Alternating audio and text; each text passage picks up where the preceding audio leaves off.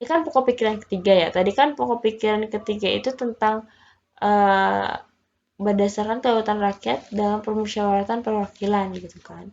Maka konsekuensi dari pokok pikiran yang ketiga ini tentu adalah sesuai sama nilai-nilai pokok pikiran yang ada. Gitu. Oke kakak lanjut ya. Nah sebelumnya tentang UUD 1945 ada pertanyaan nggak? Mungkin dari Ikrom ada pertanyaan?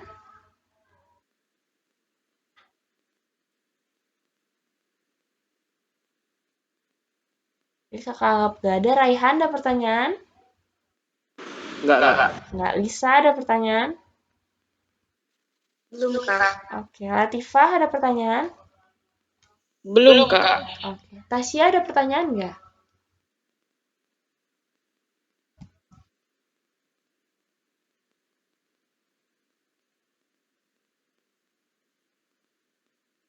Oke, kakak anggap gak ada ya. Terima kasih adik-adik sudah menyimak. Kita lanjut ke kedaulatan negara Kesatuan Republik Indonesia.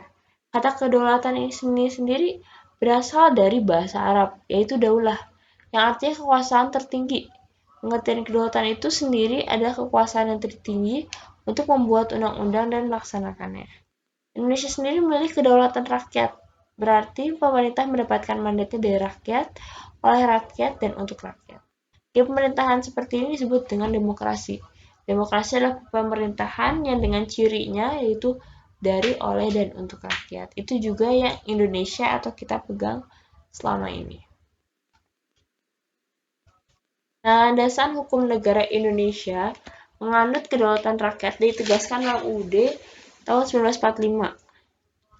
Nah, di sini tuh ada di alinea keempat, maka disusunlah kemerdekaan kebangsaan Indonesia dalam suatu undang-undang dasar yang terbentuk dalam suatu susunan negara Republik Indonesia yang berkedaulatan rakyat. Terus diperjelas lagi di pasal 1 ayat 2 Undang-Undang Dasar Republik Indonesia, menegaskan bahwa kedaulatan ada di tangan rakyat dan dilaksanakan menurut Undang-Undang Dasar. Gitu. Jadi kedaulatan rakyat ini tuh dijelaskan di dua hal yang sangat penting. Yang pertama itu di pembukaan UUD 1945 dan yang kedua ada di pasal 1 ayat 2 Undang-Undang Dasar Negara Republik Indonesia. Nah, selain menganut teori kedaulatan rakyat, negara Indonesia dipertegas dengan kedaulatan hukum. Jadi kita ada juga kedaulatan hukumnya nih. Nah, dalam UUD Negara Republik Indonesia tahun 1945 pasal 1 ayat 3 dinyatakan bahwa negara Indonesia ini adalah negara hukum. Terus di 27 ayat 1 juga ada segala warga negara bersamaan kedudukannya di dalam hukum dan pemerintahan dan wajib menunjang hukum dan pemerintahan itu dengan tidak ada kecualinya. Jadi kalau kita tuh harus nurut sama peraturan yang sudah ada gitu. Kedua pasal ini menegaskan bahwa kedaulatan rakyat oleh lembaga negara sesuai Undang-Undang Dasar tidak bersifat mutlak atau tanpa batas. Jadi kita ini masih punya satu key, satu kunci yang menjaga Indonesia, yaitu Pancasila itu sendiri. Gitu. Kekuatan, tugas, dan wewenang lembaga negara dilaksanakan sesuai dengan peraturan perundang-undangan yang berlaku. Nah, ini ada demokrasi Pancasila. Mungkin teman-teman udah pernah tahu nih, demokrasi Pancasila itu ada dua jenis. Ada secara langsung dan tidak langsung. Secara langsung, contohnya pelaksanaan pemilihan presiden dan wakil presiden, atau pemilu kada, pemilu. Intinya yang kita nyoblos langsung, itu namanya demokrasi langsung. Tapi, kalau misalkan melalui lembaga perwakilan rakyat, gitu, misalkan kalau daerah tuh dari DPD atau langsung ke DPRD, dia tidak langsung. Kenapa? Karena kita itu nggak secara langsung menyatakan sesuatu terkait si pemilihan presiden undang-undang dasar ini, tapi kita ini dibantu oleh orang lain. Contohnya adalah orang DPR atau DPRD. Kayak gitu. Ini adalah beberapa dasar hukum terkait demokrasi tidak langsung ya. Nah, ini ada asas pemilu. Jadi di dalam demokrasi langsung atau dalam pemilu ini ada asas yang perlu kita jalankan. Sesuai dengan Undang-Undang Nomor 7 Tahun 2017 tentang pemilihan umum atau pemilu menyatakan bahwa pemilihan umum anggota DPR, DPD, dan DPRD diselenggarakan secara demokratis dengan asas berjurdil, langsung, umum, bebas, rahasia, jujur, dan adil. Nah, ini ada telaah soal. Latifah boleh minta tolong bacain?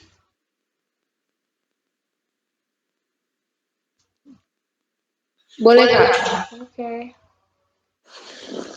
Berdasarkan pasal 1 ayat 2 Undang-Undang Dasar 1945 disebutkan bahwa kedaulatan berada di tangan rakyat dan dilaksanakan menurut undang-undang. Dari ketetapan tersebut dapat disimpulkan bahwa A. Kedudukan negara lemah, B. Negara dijalankan berdasar konstitusi, C. Pemerintahan di bawah rakyat, D. Rakyat memegang kebebasan tanpa kontrol, E. Pemerintah di atas rakyat. Oke, thank you Latifah sudah membacakan soal dan opsinya. Nah, di sini ada soal, katanya pasal 1 ayat 3 ini disebutkan bahwa kedaulatan dari tangan rakyat dan dilaksanakan menurut undang-undang. Dari keterangan tersebut dapat disimpulkan bahwa A. Kedudukan negara lemah itu salah besar, B. Negara dijalankan secara konstitusi, enggak ya, kita paling secara hukum sama berdasarkan pada UUD 1945. Yang C. Pemerintahan di bawah rakyat,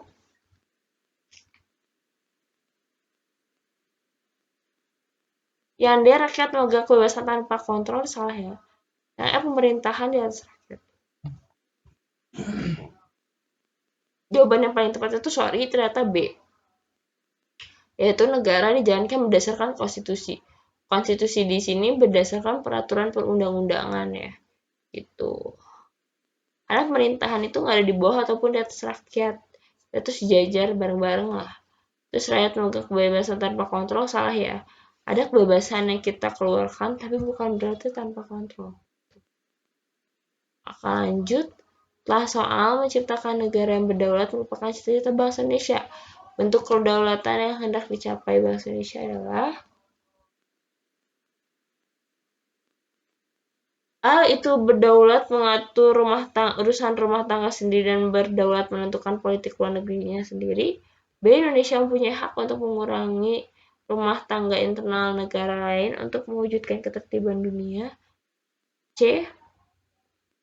Kedaulatan yang akan dilaksanakan merupakan kedaulatan terbatas yang ditujukan pada urusan dalam negeri Indonesia.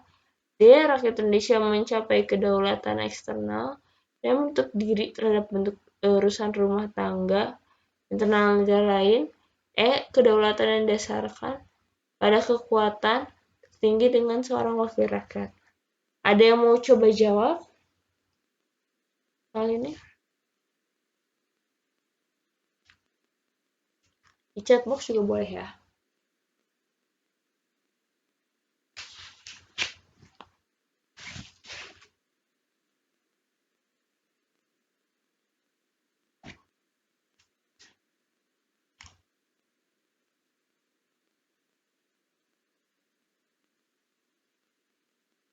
Oke ya, Ikram tadi mau bersuara. Mungkin yang B ya, Kak. Yang B, Indonesia mempunyai hak untuk mengurusi rumah tangga internal negara lain. Apakah kita punya hak untuk mengurusi rumah tangga tuh maksudnya negara lain nggak menurut Ikram? Iya.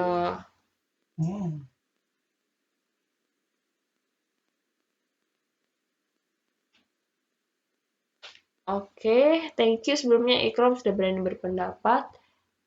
Ada lagi yang mau coba jawab?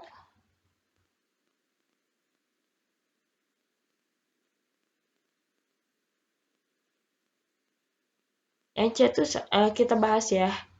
Dari A, B, C. Tadi B karena kalau udah jelasin sedikit itu tentang rumah tangga internal negara lain ya, bukan negara kita. Nggak apa-apa, sorry kalau salah baca. Terus yang C itu kedaulatan terbatas yang ditujukan. Nah, kita kan bukan kedaulatan terbatas ya. Dan D itu menutup diri terhadap bentuk urusan rumah tangga internal negara lain. Itu juga kurang bagus ya. Terus yang E, kedaulatan yang didasarkan pada kekuasaan tertinggi dipegang oleh seorang rakyat. Seorang wakil rakyat, salah ya, kita tuh dipegang oleh rakyat. Nah, yang lebih tepat itu sebenarnya jawabannya A.